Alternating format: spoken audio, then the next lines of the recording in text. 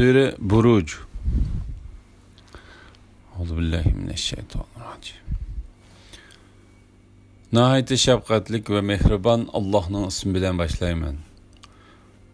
Burujlarning egisi bo'lgan osmon bilan, qiyomat kuni bilan, juma kuni bilan, harpa kuni bilan qasamki,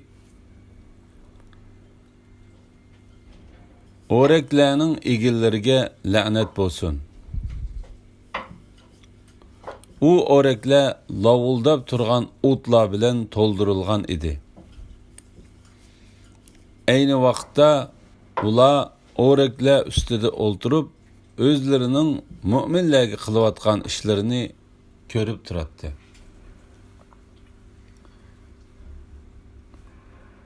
Ular mu'minlarni faqat g'olib, madhiyaga loyiq Allohga iymon etganliklari uchunla yomon ko'rdi. Osmonlarning va zaminning podshohligi Allohga xosdir. Allah hamma narsani ko'rib turguchidir. Mu'min er va mu'min ayollarga ziyonkashlik qilgandan keyin kufrdan qaytmaganlar shubhisizki jahannamning azobiga duchor bo'ldi. Ularga o't bilan azob qilindi. Iymon etgan va yaxshi amallarni qilganlar shubhisizki ostidan o'stanglar eqib turadigan jannatlarga sazovor bo'ladi. Bu cho'ng baxtdir. Rabbingning jazosi shak shubhisiz qattiqdir. Allah xaloyiqni haqiqatan yo'qdan bor qiladi.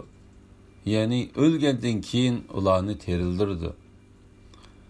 Allah mu'min bandalarning gunohini mag'firat qilguchidir. Ularni do'st tutguchidir. Arshning egisidir. Nihoyat ulug'dir.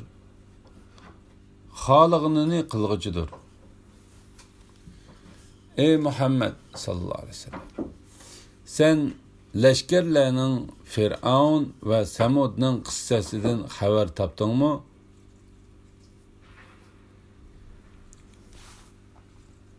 Quraysh mushriklari ashu kafirlarga nazil bo'lgan azobdan ibrat olmay davomli inkor qilishyotdi. Allah kafirlarning atrofini qurshab turguchidir. Belki ular inkor qilgan narsa Lavhul Mahfuzda saqlangan ulug' Qur'ondir.